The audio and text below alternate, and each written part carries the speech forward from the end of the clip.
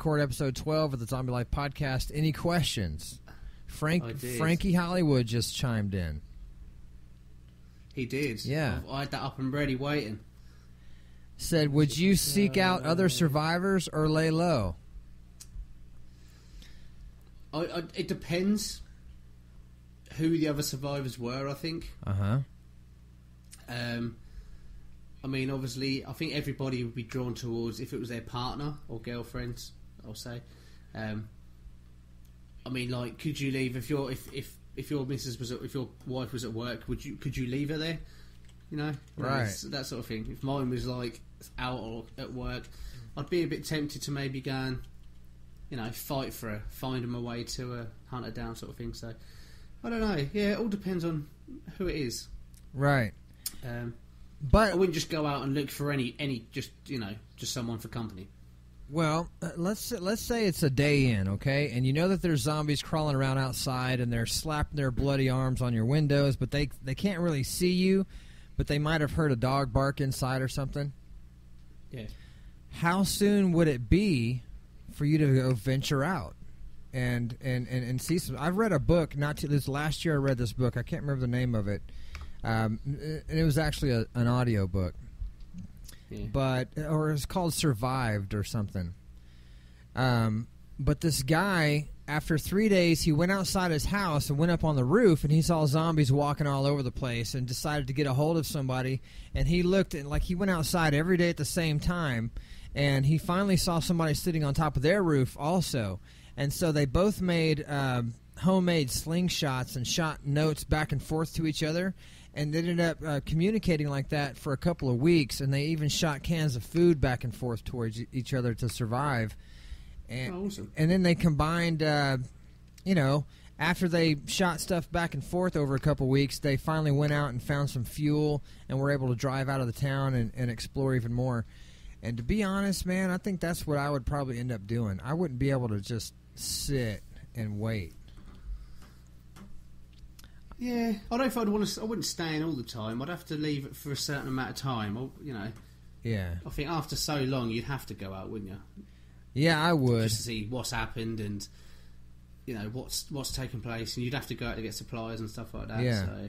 Yeah. Well, where do you think the safest place is for you to be at right now? If everything went down and you had zombies crawling through your street and you had a vehicle that let's say you had a Dodge Ram or something. You guys have Dodge Rams over there? Fuck no, it's not that I know of.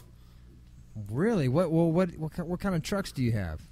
Let's say a 4x4, a Land Rover. Okay. There we go. I can imagine they're pretty hardcore. Yeah, let's say you had a Land Rover and you felt pretty confident on mowing down some zombies. Where would you go? Because you're on an island, basically, right? Yeah. I don't know, work would be quite secure.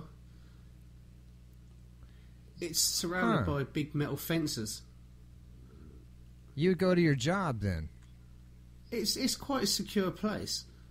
It's once you get inside like the restricted area bit, it's all fenced off. It's big metal fences.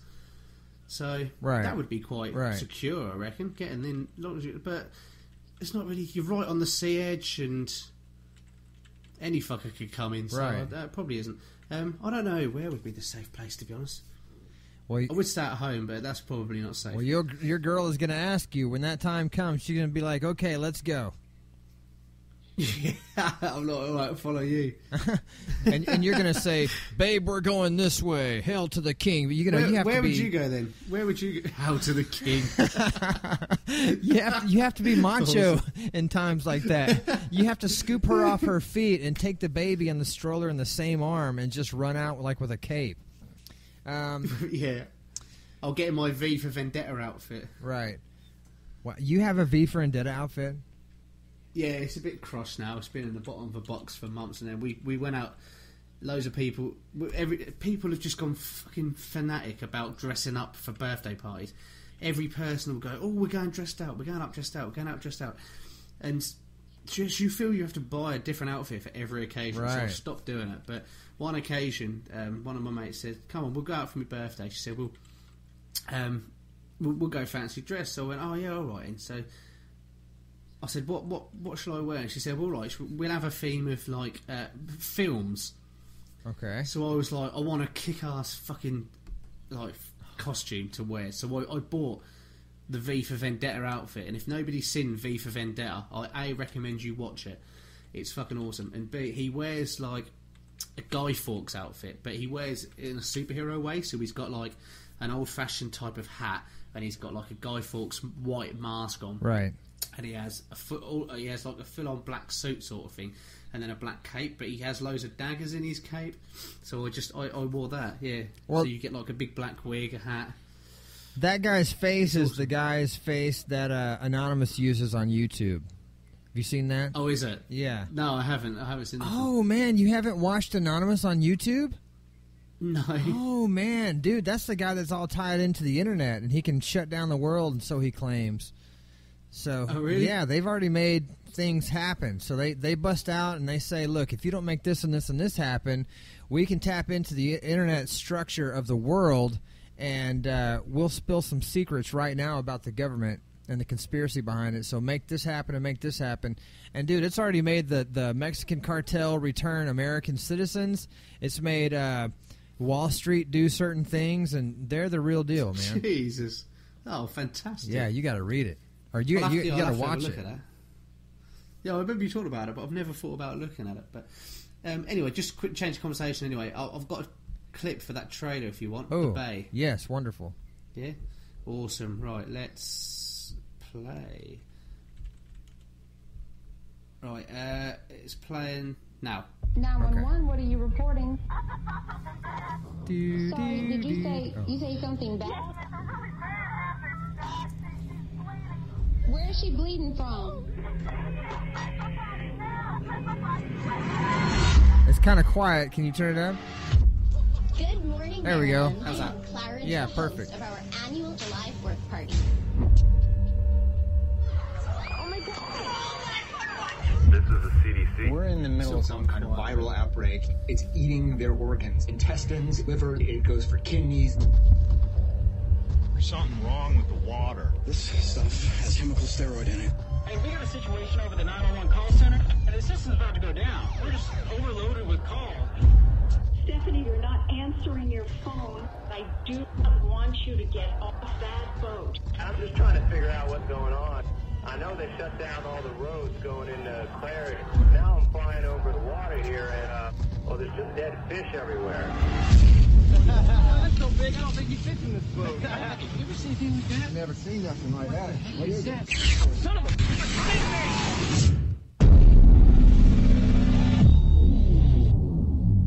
You don't just shut down the Eastern Scary. Seaboard without approval from a higher authority.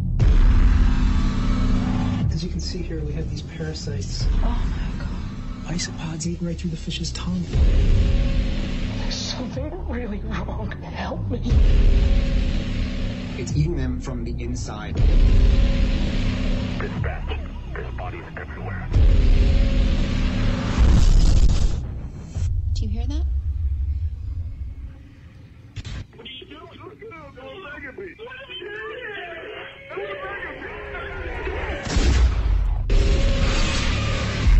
We could easily be looking at a new form evolve.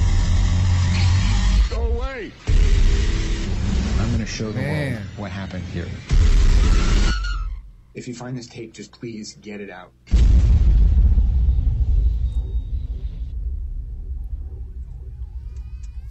We're gonna be okay. Sounds really. It sure does. It sounds fucking awesome. The clip is even better. Yeah. Oh. Yeah, that's the gonna clip be- is even better. It's so good. And yeah, it's going to be a hell of a film. Yeah, that's going to be really, It's gonna be so good. really, really spooky. That's what I like about Yeah. zombie movies like that, or any zombie movie. It makes you feel almost helpless because it's not so much like Jason is chasing after you. It's not one single spooky entity. It's a lifestyle of horror that you get baptized in. It's that's what zombies do. And Yeah. I love those kind of movies. It's really, really cool. It's cool. It's not. I'm just looking at like the cast list now, and it doesn't look like it's got many like high end actors in it. That I've heard Uh-huh. of. People, there might be some that people have heard of, but Yeah, there doesn't seem like there's any like big high-end actors in it. Right.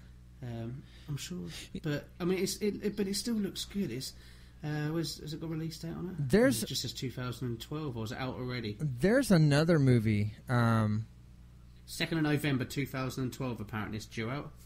Huh. Let's see. I'm trying to find that online. You know what came up though? There's another movie, an apocalyptic movie that's coming out next year. Not Resident Evil then. It's not Resident Evil. That I'm going to see tomorrow.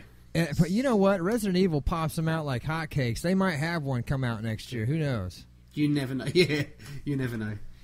Well, what was the one you're on about? This movie is called Dystopia, and it's supposed to come out next year. And it's supposed to be some kind of weird apocalyptic movie. I don't know much, if anything, about it, but there seems to be a video game. There's some stuff on Wikipedia about it, and it's Dystopia, Dystopia. And I tried to watch it on YouTube, but the thing with Pro Tools is if I have Pro Tools going, I have to, all my video and audio is dedicated to that software, and I can't do anything else, and so I'm not able to. Yeah. Dystopia. Dystopia is a post-apocalyptic thriller about the journey of a man and a young girl, Rick and Christine, who struggle to survive in a city of darkness and desolation. Imagine a world subjugated by global warming, headaches, violence, kidnappings, and homelessness. When a mysterious disaster strikes, the world as we know it turns upside down, creating a futuristic society where rules are non-existent. Throughout the barren landscapes of a lost city, our characters must find their inner strength and courage to confront the dangers of this terrifying world. Rick and Christine fight to stay alive, and throughout this process discover riveting truths about themselves and the destructive disasters that has nearly destroyed their lives. Wow. So it sounds quite good. Yeah. And that is... That has not got a release date on it. Apparently. No, I think it was supposed to be at the end of 2012, but 2013 is probably when they're going to try to push that through. Oh, fantastic! But I am just going back to Resident Evil. Yeah. Have you played the game yet? Well, I played the just what I can on the demo, and I've played that. You just played the demo. Just the demo. You've not got the game there. No, I don't have the game yet. Oh, mate. Mine come about 4 to 5 days before it was the release date. Okay. It was due out on the 2nd. I think I got mine about the 27th of September. Uh-huh. And I had completed... There's 3 people you can be. There's Leon. Do you remember Leon Kennedy we spoke about? Yeah, with the drapes.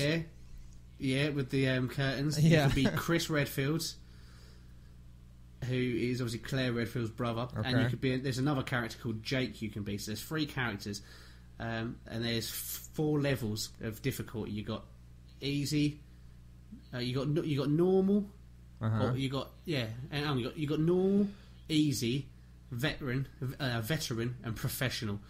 By the time it had come out, I think I'd pretty much completed Chris Redfield's campaign on veteran. Really? Which is one down from the hardest difficulty. Yeah. Well. I'm now on Act 3 on Leon's campaign. So you've already beat the game? With one, yeah. To beat the whole game, I think you have to do all 3 campaigns. You have to do Chris, Leon, and Jay's. But I'm pretty much halfway through it now. Jig, how much time do you spend in front of a video game? Today I got up at 9:30 and I started playing, and I got up at 9:30, started playing. I turned it off at 4 p.m. That's how good it is. Wow. It's such a good game. And I was playing with Chris. Yeah. I actually think I finished Chris's campaign this morning. Actually, I lie. It wasn't on the tail. Sorry, Chris. Just a load of shit. But I completed his campaign. But when I started Leon's campaign, it's like you're playing a completely different game. Everything's set out completely differently, from the menus to just every little thing. The way, it's so cool. It's like playing another Resident Evil game, because you've got a completely different scenario completely different things are happening.